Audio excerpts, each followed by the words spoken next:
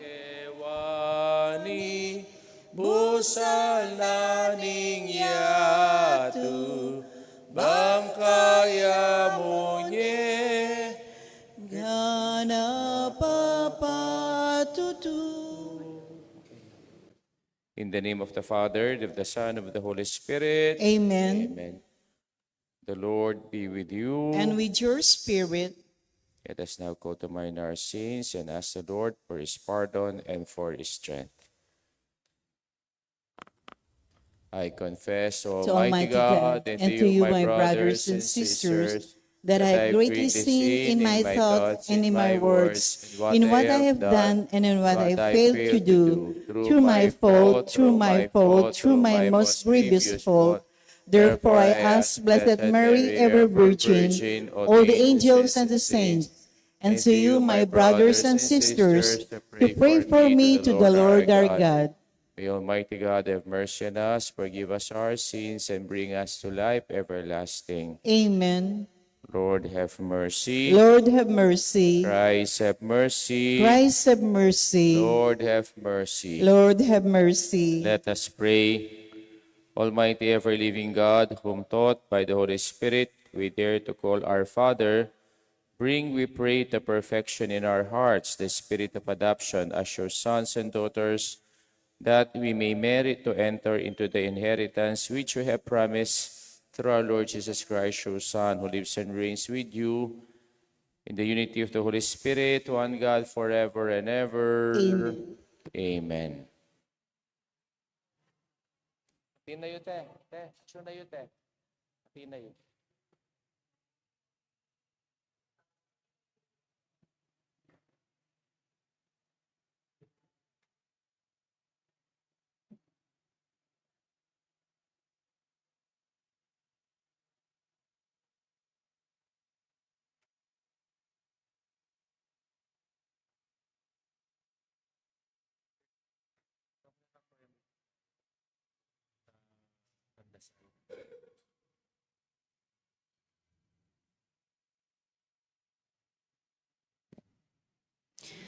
A reading from the book of Deuteronomy. When Moses had finished speaking to all Israel, he said to them, I am now 120 years old, and I am no longer able to move about freely. Besides, the Lord has told me that I shall not cross this Jordan. It is the Lord, your God, who will cross before you. He will destroy these nations before you, that you may supplant them. It is Joshua who will cross before you, as the Lord promised. The Lord will deal with them just as dealt with Sihon and Og, the kings of Amorites, whom he destroyed, and with their country, when therefore the Lord delivers them up to you. You must deal with them exactly as I have ordered you. Be brave and steadfast. Have no fear or dread of them. For it is the Lord your God who marches with you. He will never fail you or forsake you. Then Moses summoned Joshua, and in the presence of all Israel, said to him, Be brave and steadfast, for you must bring these people in the land which the Lord swore that their fathers he will give him. You must put them in possession of their heritage. It is the Lord who marched before you. He will be with you and will never fail you or forsake you. So do not fear or be dismayed. The word of the Lord. Thanks be to God. Responsorial Psalm, let our response be, the portion of the Lord is his people. The portion of the Lord is his people. For I will sing the Lord's renown, O proclaim the greatness of our God, the rock, how faultless are his deeds, how right all his ways. The portion of the Lord is his people. Think back on the days of old. Reflect on the years of age upon age. Ask your father, and he will inform you. Ask your elders, and they will tell you. The portion of the Lord is his people. When the Most High assigned the nations their heritage, when he proclaimed out the descendants of Adam, he set up the boundaries of the people after the number of the sons of Israel. The portion of the Lord is his people. When the Lord's own portion was Jacob, his hereditary share was Israel. The Lord alone was their leader. No strange God was with him. The portion of the Lord is his people. Let's arise and honor the Holy Gospel.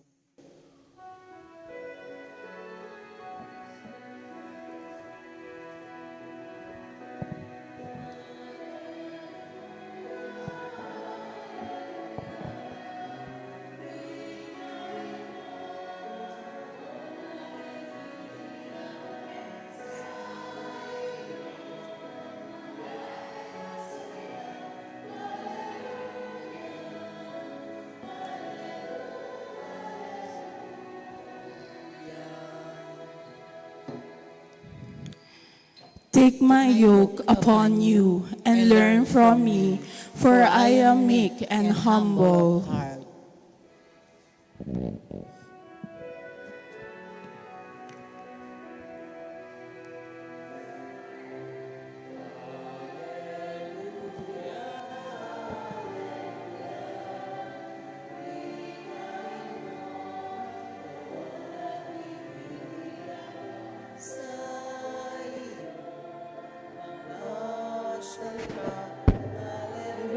Hallelujah. Hallelujah.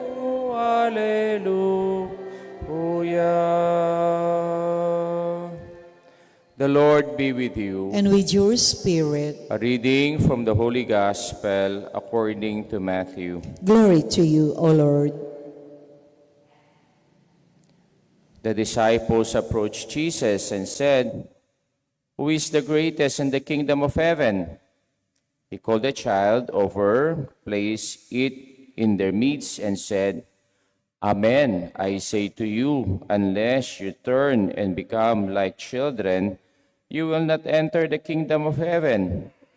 Whoever becomes a humble like this child is the greatest in the kingdom of heaven. And whoever receives one child such as this in my name receives me. See that you do not despise one of these little ones, for I say to you that their angels in heaven always look upon the face of my heavenly Father. What is your opinion? If a man has 100 sheep and one of them goes astray, will he not leave the 99 in the hills and go in search of that stray? And if he finds it, amen, I say to you, he rejoices moreover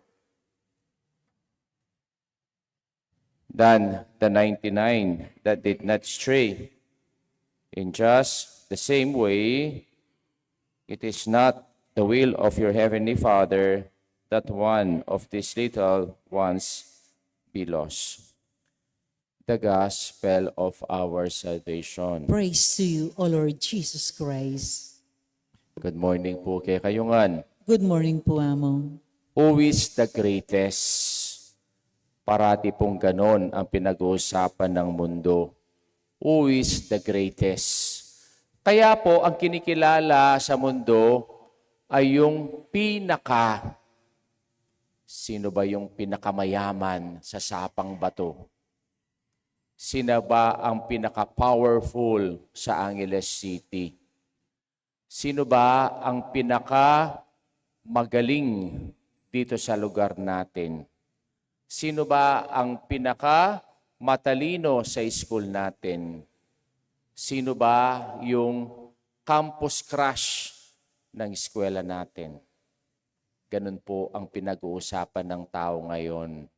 Kung wala kang pinagmamalaki sa buhay, wala ka. Sa tabi-tabi ka lang. Kaya po, ang pinaka is the greatest in the eyes of men, but not in God. Actually po, the question of the apostles of our Lord Jesus Christ, parang pinahiya ng ating Panginoon itong mga ito. Bakit? Who is the greatest in the kingdom of heaven? And our Lord called a little child and placed it in their midst and said, Amen, I say to you, unless you turn and become like children, you will not enter the kingdom of heaven. Bakit pinatayo niya po yung isang bata sa kanilang harapan? To humble them. No? Kaya napahiya itong mga apostol na ito. Alam niyo ho ba, nung panahon ng ating Panginoon, pag bata ka, wala kang sinasabi sa kanilang society. Even naman ngayon, di ba? Sa atin, pag nag-uusap yung mga matatanda, ang sasabihin natin, bata ka pa, alis ka dyan, huwag kang makialam, hindi mo alam ang pinag-uusapan. No? Hindi natin sinasama pag pinag-uusapan ang mga bagay-bagay, lalo na kung ang bagay na pinag-uusapan ay seryoso. At hindi natin sila binibigyan ng pagkakataon na gumawa ng desisyon sa tabi lang. Ganun po yung mga bata during the time of Jesus. At yung bata na kinuha niya para iharap niya sa kanilang gitna na ito yung greatest. Isa pong batang kalye. May nakita na kayo ng batang kalye. Yung mga naglalaro dyan o sa harapan ng simbahan natin. Hindi lang po siya batang kalye, yung kanyang damit, ito ay punit-punit. At hindi lang siya punit-punit, madusing. May nakita na kayong batang sipunin. Itang sipun na, itang magwal mo kanyang kingarong na. Tapos ginaganon pa niya. Hindi mo siya lalapitan dahil hindi siya cute. Hindi mo siya kukunin kasi hindi siya malinis. Ganun ang ginawa ng Panginoon sa kanila. Ito yung batang walang pinagmamalaki sa buhay, itong batang kalye, itong batang madusing. At siya yung greatest. At kayo ngayon, nagyayabangan kayo kung sino ang greatest sa inyo. No?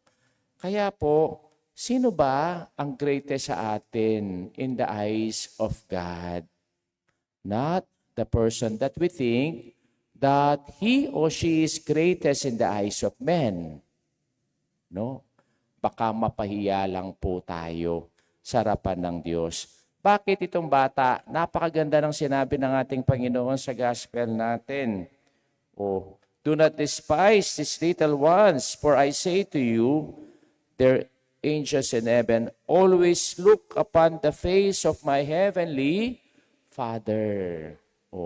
Looking at the face of Heavenly Father. Lagi silang nakatanyala. Kasi ang kanilang trust ay parating nasa Diyos. Kamukha po ng isang bata na laging nakatingala sa kanilang mga magulang. Kasi yung kanilang tiwala ay nasa kanilang mga magulang. Alam niyo ho ba, ang mga tao daw ngayon ay hindi na masyadong nagtitiwala sa Diyos. Bakit? Kasi palagi silang nakaganon sa cellphone. Laging nakatingin sa baba. Nakakalimutan na nilang tumingin sa taas. At nakalimutan nilang magdasal, magpasalamat, magpuri sa Diyos. Kundi ang kanilang modern idol ng tao ngayon ay cellphone. Kaya po, napakaganda ng image na ginawa ng ating Panginoon sa gospel natin. Like a little child who is always looking on the face of His Heavenly Father. Kaya po, yun ang isang bata na greatest in the kingdom of God. Meron po akong nabasa. Ang sabi dun sa nabasa ko, ano daw yung number 1 criterion para ka makarating ng langit? Alam niyo ba kung ano yung number 1 criterion? Humility. Kapagkumbabaan. Kaya sabi nung nabasa ko, hindi daw lahat ng santo ay mga santo papa o mga obispo. O ito ay mga pari. O kaya mga madre. No? Kundi ang lahat ng mga santo sa langit, ito ay lahat humble. Bakit humble? Kasi sa langit walang mayabang. Saan napunta ang mga mayabang? Sa impyerno. Just like Lucifer. No? Dahil po siyang pinakamagandang angel sa langit, pinagmayabang niya yung kanyang kagandahan at nilabanan niya ang Diyos. At ano nangyari sa kanya? Nahulog, no? On the recesses of hell. Kaya po wala pong mayabang sa langit, kundi lahat sila ay humble, mapagkumbaba, no? Kaya tama po yung sinabi din sa isang gospel, gaano daw kalaki ang pintuan ng langit. Just the size of the eye of the needle. Inain ako pong busbus karayom. Ako sa tanda kong ito, hindi ko na masuksok yung sinulad sa butas ng karayom. Pero sabi ng Panginoon, ganun lang kaliit yung butas ng karayom. Kaya wala kang dapat pagmayabang. Pati katawan na yan, hindi mo pwedeng ipasok doon. Kundi, be humble. That is the only criterion to enter the kingdom of God. Kaya, that virtue of humility, just like a little child. Hindi po child na cute, mabango, kundi isang batang kalye. Kaya kung pinag-uusapan natin, who is the greatest? Mahiya naman tayo. Yung pinag-usapan natin ng pinaka, kundi ang pinaka sa mata ng Diyos ay yung taong marunong magpakumbaba, marunong mamuhay ng simple, yung mamuhay na parating nakatingala sa Diyos. At ito ang makakarating sa kariyan ng langit.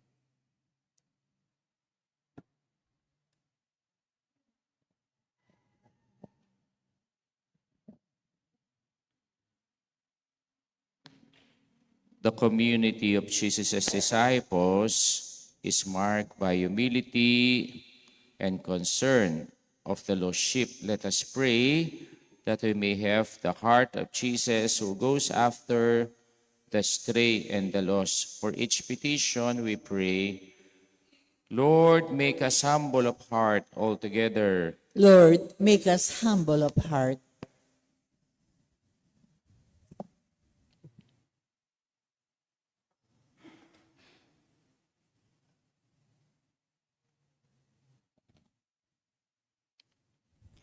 May the Church preach the primacy and mercy over strict justice and obedience to law and ordinances. We pray. Lord, make us humble of heart. May church and political leaders seek greatness not in power and fame, but in humble service to the little ones in the world. We pray. Lord, make us humble of heart. May we welcome and serve Christ in the many manifestations of the little ones, the humble and the poor, the malnourished and the deprived and the exiled. We pray. Lord, make us humble of heart. May we welcome the joy, the lost, and the stray who have returned instead of reminding them of old wounds, not giving the opportunity for this to heal. We pray. Lord, make us humble of heart. May the 99 who did not stray thank the Lord for the safety of his fold, for the tranquility of their conscience, and the assurance of his love. We pray. Lord, make us humble of heart. For the thanksgiving of Chona and Richard Yumul, ning paagapi toong for the complete healing of Mabel Yabut, for the souls of Jose Roman Sr., Jr., Alejandra, Juanita, and Iluminada. Let us pray to the Lord. Lord, make us humble of heart. We pray for our personal intentions. Lord God, we are keepers of each other, responsible for our brothers and sisters. May we journey through life as one pilgrim, people, and together enjoy the peace of your kingdom. We ask this through Christ our Lord. Amen.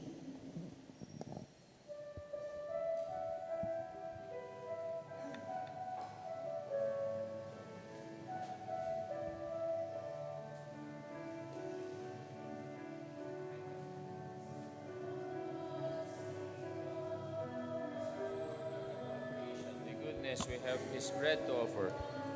Works your many hands have made, it will become for us our bread of life.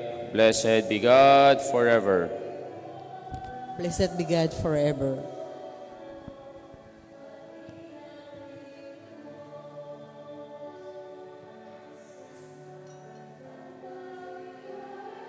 Blessed are you, Lord God of all creation. To goodness we have this wine to offer, fruit of the vine, works your many hands have made.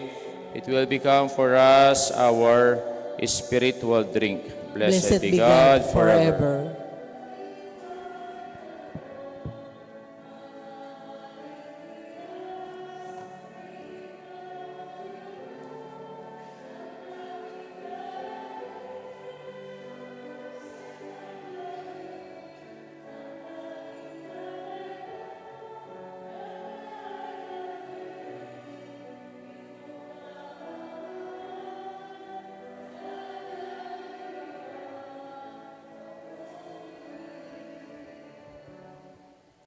Pray, my brothers and sisters, that my sacrifice and yours may be acceptable to God, the Almighty Father. May the Lord accept the sacrifice at your hands for the praise and glory of his name, for our good and the good of all his holy church. Be pleased, O Lord, to accept the offerings of your church, for in your mercy you have given them to be offered, and by your power you transform them into the mystery of our salvation through Christ our Lord. Amen. The Lord be with you. And with your spirit, Lift up your hearts. we lift them up to Let the us Lord. give thanks to the Lord our God. It is right and It's just, truly right and just, our duty and our salvation, always and everywhere, to give you thanks, Lord, Holy Father, Almighty and eternal God, through Christ our Lord. His death we celebrate in love, His resurrection we confess with living faith, and His coming in glory we await with unwavering hope. And so with all the angels and saints we praise you as without end we acclaim. Holy, Holy, holy, holy Lord God of hosts, heaven and earth are full of your glory. Hosanna in the highest. Blessed is he who comes in the name of the Lord. Hosanna in the highest. highest. You are indeed holy, O Lord, the fount of all holiness. Make holy, therefore, these gifts, we pray, by sending down your Spirit upon them like the dew fall, so that they may become for us the body and blood of our Lord Jesus Christ. At the time he was betrayed and entered willingly into his passion, he took bread, giving thanks, broke it, gave it to his disciples, saying, "Take this, all of you, and eat of it, for this is my body, which will be given up for you."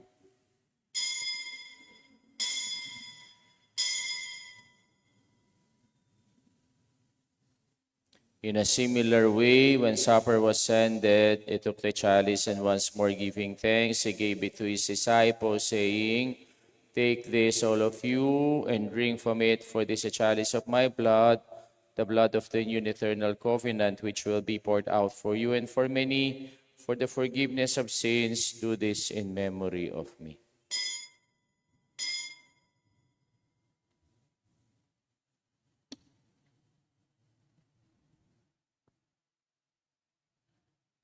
The mystery of faith. When we eat this bread and drink this cup, we proclaim your death, O Lord, until you come again.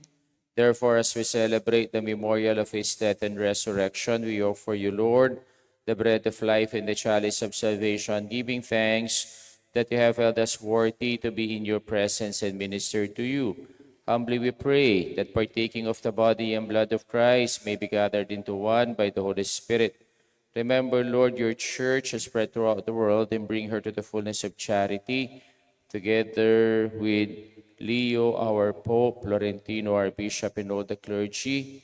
Remember also our brothers and sisters who have fallen asleep in the hope of the resurrection, and all who have died in your mercy. Welcome them into the light of your face. Have mercy on us all, we pray, that with the Blessed Virgin Mary, Mother of God, with Saint Joseph, our spouse, with the blessed apostles, or the saints who have pleased you throughout the ages, we may merit to be co-heirs of eternal life, and may praise and glorify you through your Son, Jesus Christ. Through him, with him, and in him, O God, Almighty Father, in the unity of the Holy Spirit, all glory and honor is yours forever and ever.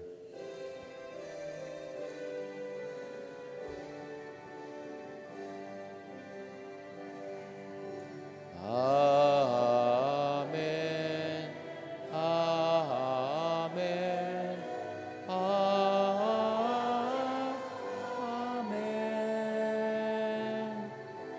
Amen. Amen.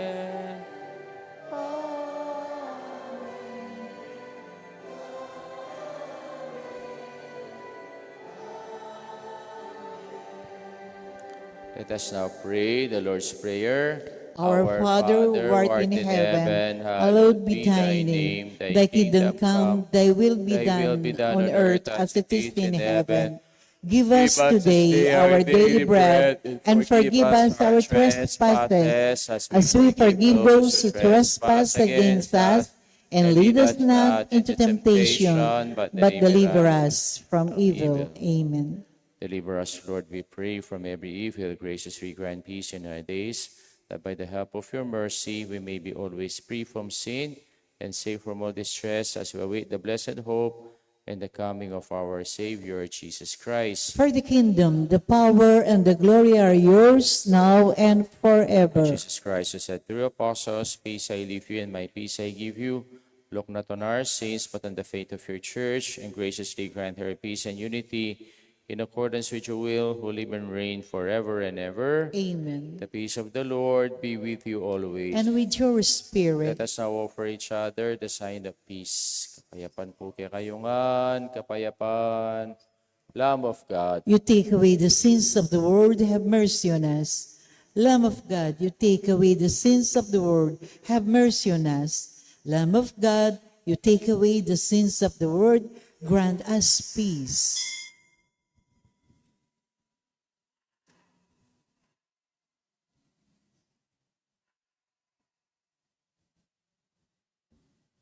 Behold the Lamb of God, behold him who takes away the sins of the world. Blessed are those called to the supper of the Lamb. Lord, I'm not worthy that you should enter under my roof, but only say the word, and my soul shall be healed. With the body and blood of our Lord Jesus Christ, keep us safe for eternal life. Amen.